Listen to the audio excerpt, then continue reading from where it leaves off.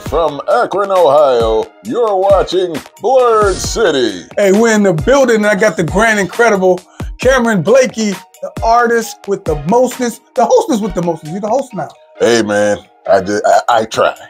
Hey, man, let's just get right into it. Tell somebody, when we say Blurred City, what are we talking about? What does that mean, blurred? We're usually talking about video games, comic books, movies, television, all from a Black perspective. And you know what? And that's dope, man. Speaking about Black perspective, you talk about comic books, I'm just going to go right there, man. You know, your boy, Superman, the son of Krypton, yes, came out with a brand new comic book. DC put out a brand new comic book. It's called Lost.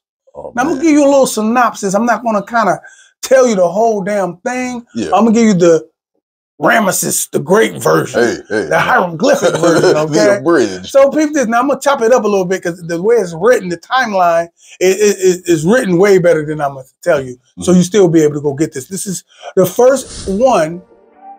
Let me translate. It's the first episode of 10. Okay, so it comes on like this. So Clark and Lois is at the crib chilling, doing what husbands and wives do, clowning around the crib. He says, yo, let's do something. She says, yo, every time we do something, you always got to get a call to go do your Superman thing. Sure enough, he gets a call to go do what? His Superman thing, right? And so he gets a call from the Justice League to go out somewhere off in China somewhere. Apparently China got, I'm thinking this is China, don't quote me, but I ain't trying to tell you the real story, but China got a submarine submerged so far off land that they're in the wrong territory, so they need to get it out of the way before World War, whatever the hell happens, right? So you got Aquaman, Batman, Martian Manhunter, Wonder Woman, the whole league is out there, man. They're out there doing what they gotta do, fighting this thing, and then they noticing as they get closer and closer that this submarine is not the average submarine. They're like, what the hell? This has got a little bit, and you know, Batman is on top of the surface doing this analysis and checking and making sure everything is what it is. Superman underwater, you know, of course, you know, Aquaman is under there, and they noticing some stuff. So again, apparently this thing is so heavy, it took the Man of Steel to do what he got to do. And out of nowhere, he vanished. Superman, I said, out of nowhere, he vanished. Again, I'm paraphrasing, so you guys can pick up the book as well. I'm not going to give it to you exactly what it is, right? And so Batman says, oh, man, this is messed up. Everybody's like, oh, this is messed up. So Batman take it upon himself to go break the news to Superman's boo thing, and that's Lois. Lois Lane. Okay? And as Batman is on his way to the door, to Lois's door, okay, or where Superman and them lives, Lois is on the inside, and she hears something in the living room. She goes in the living room, she said, damn, Clark, you've been gone for like this quick. It's been less than 10 minutes. What the hell? What's going on? Clark is still, he's frozen. He's completely still, looking out the window. Okay, now he's still in his Superman regalia, okay? And she says, wait a minute, Clark, but what's going on, man? You that's quick. I thought you had nothing to do. They called off. Superman still froze, you know, looking out the window, looking at the skyline and stuff, right? And he said, what the hell? I mean, she says, what the hell? You ain't answering me. Something's wrong. Then you hear a knock on the door. She says, hey, we're going to get to the end of this. We're going to get to the end of this. Don't go nowhere. She goes to the door, and it's Bruce Wayne, Batman. Bruce Wayne, though, ready to break the bad news. Hey, man, Lois, we done. Man, your man came up. Before he said the word missing, he looks to see Superman frozen in time, just perplexed, looking out the window. He said, what the hell? And Superman turns around and she says, Lois says, I've been trying to get him to talk since she's been here. And then Superman says, hey, man, wow. You think I've been gone for 2 seconds? You think I've been gone for a couple of minutes? I've been gone for 20 damn years. So that little blip, Superman did, he was gone for 20 years. So 20 years of his life has been gone. They feel like it's just been a second.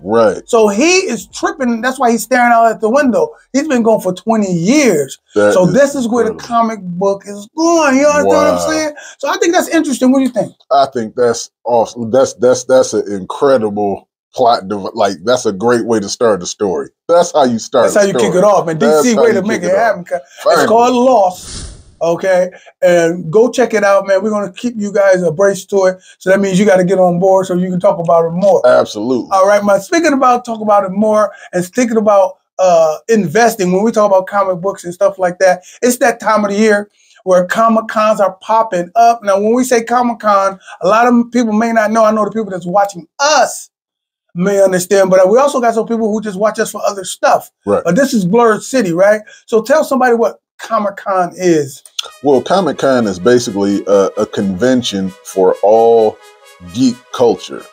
It's comic books, video games, collectibles, movies, television, trading cards, cosplay, the whole geek culture. It's like a geek Super Bowl. Yes. It's like a Super Bowl for geeks. Yeah. Every year they get ready for this big thing. The cosplays, when the people dress up like the costume characters and stuff like that. Yeah. And then you got people who sell comic books, vending. Okay, some people don't even have locations. They just get ready for these big events. Now this thing is so popular. Once upon a time, it was only available in big markets. Right. But these Comic Cons are so popular now that they're popping up in smaller markets. So the vendor no longer have to wait for that one big day. They travel Absolutely. to a lot of different ones, man. So we're gonna talk about this business of Comic-Con. We're gonna hit it from a lot of different angles. Let's go, first off, we're gonna talk about the cosplay and how that can be a business. Talk about that. Well, cosplay has advanced so far now where it's competitive, and there are contests. It's not just for fun anymore. And the costumes have gotten more detailed, more elaborate too. It's really its own lane now. So, you know, there are people who are famous just off of cosplay. Now these Comic Cons are usually like a couple of days long, at least two. I mean, I've seen one, you know, if it's a smaller market, Right. but usually it's like 2 days. And at the last day, the cosplay event takes place where they voting and stuff like that. Right. Sometimes they have it in two because, you know, different people come up, but Right. man, some of these people be dressed up dope. Oh. So big ups to the people that cosplay. You cosplay? No, I do not. You sure? I'm positive. Well, you cosplay. And I only, you know, cosplay as a middle-aged guy, you know, Mild-mannered, middle-aged. mild-mannered middle-aged guy. And then when you go into your super mode, you super MC. You cover in the Cam Caution, right? Right. Hey man, wait a minute, damn, you drew your album cover too. Yeah, I sure did. Yeah, I forgot remember about that one. that. Yeah, Sure I ain't forgetting did. about it. I was a fan, Yep, right? yep, sure Okay, let's did. get back to Comic Con, man. Then you got the business of collectibles. Yes. Now, Yes. these people are vendors and stuff. They collect, they go around and do stuff. Now, Comic Con has been a source for the trade because you're in one spot with a lot of different people that's collecting. Let's talk about that. Well, there are a lot of different collectibles that will be there. Like you got figurines, statues, trading cards, really anything that you collect in geek culture. Old vintage video games, Yes. vintage consoles, T-shirts. It's like heaven, man. I mean, it's just incredible. So and that's a good way. So come with some money because you're definitely gonna be spending some money. Oh yeah. Okay. And let's just talk about it, man. You're an artist. You have participated in Comic-Con. These vending tables for the artists or whoever the hell, even the people that's trying to make a profit with the merchandise. Those tables are, especially depending upon what city you're in, they can go up to 2,000, 1,500, stuff like that, easy, right? For sure. And so you're, as an artist, would it make sense to sit there and allow people to come to you? Or how do you work the crowd? Do you sit there and help me? Well, really, if you don't have brand awareness, if people don't know who you are or what you sell, you have to go into a convention with your business hat on and your artist hat kind of to the side, because you want to make the money back for your booth or your table. You want to make a profit. So you have to go and grab the passerbys, all because you're competing for their eyes. There's plenty of things that they came there specifically to look at. So you have to take their attention the best way you can. That could be through cosplay, having someone cosplay as one of your characters that you sell. That could be creating properties that you can easily market. you know, like this cup. Like Cup Man. Yeah, you know, you could make a comic book about this cup and have a table filled with cups. Why would you make a comic book? Like he's got this. You drink from the cup, you get powers or something. something. But it has to grab their attention because that's what you're there for. It's all business. So I've noticed a lot of people when you walk, like let's say if this is our table, right? Right. And people are just walking by every table. What makes me stop while I'm walking by is this familiar merchandise on the thing. I see Batman, I'm coming there. Right. I see Spider-Man or whatever, I'm coming there because that's my thing, right? Right. But if I see Cameron Blakey and I'm in Memphis or wherever, and I ain't familiar with his stuff, I may not stop because Cameron Blakey look kind of intimidating. Well, he's not inviting. He's not smiling. He there looking like Ice Cube drawing. Okay. Yeah. That's going to mess you up. So how do you figure to fix that? You got a shitty personality, you're going to have shitty sales. So what do you do? If you know you're shitty like that, do you get somebody that's not shitty in the personality area? What do you do? Well, there are a couple of ways. As far as using characters that people know, like a Batman or a Superman, you make original art of characters that people know. That may draw them to the table and want them and make them want to see what else you have to sell. You can make many original. So you're prostituting the DC and Marvel, putting them out on this host throw so they can bring them in so you can sell them your goods. Well, I wouldn't say that. I mean, you know, you could use a character that people know. It has to be original because a lot of people get in trouble by. When you say original, what do you mean?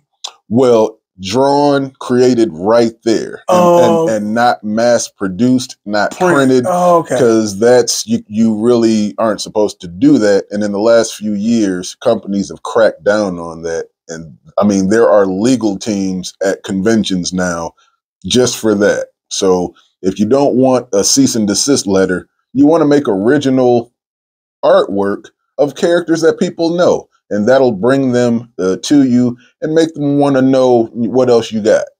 Man, look, this is dope, man. Listen, man, we was dropping knowledge.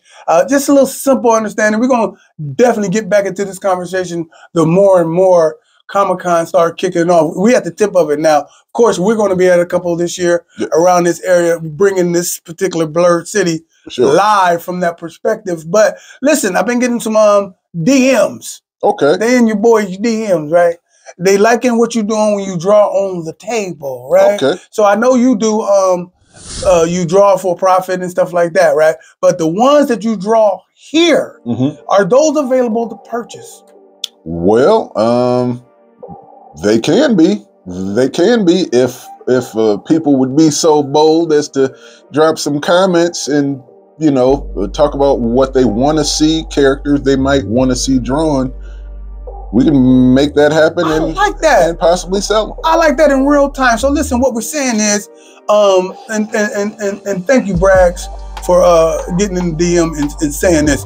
So Cam Caution can draw something based on what somebody commented on. You ain't got to go through my DM. You can just put it right on the thing. Yep. And he can draw whatever you want him to draw. If you like it, whoever, you the first one say, I want that. All you have to do is send in a cash app to $Mecca Media, and we can send that thing to. He's going to send it to you. I'm going to take the money and give him the money, but it's going to be the one that you saw here in the video, absolutely, right? In real time, and he's going to send it off to you, or maybe I'll send it off and just give you the money. However, it don't matter. It's all your money. Hey, it's an original 8.5 by 11 drawing character that you want. When you comment what you want, we'll make it and get it to you. That's a dope concept, man. We making it happen here in Akron. Cameron Blakey, take us out of here from Summit Lake. From the luxurious shores of Summit Lake, you've been watching Blerd City. All right.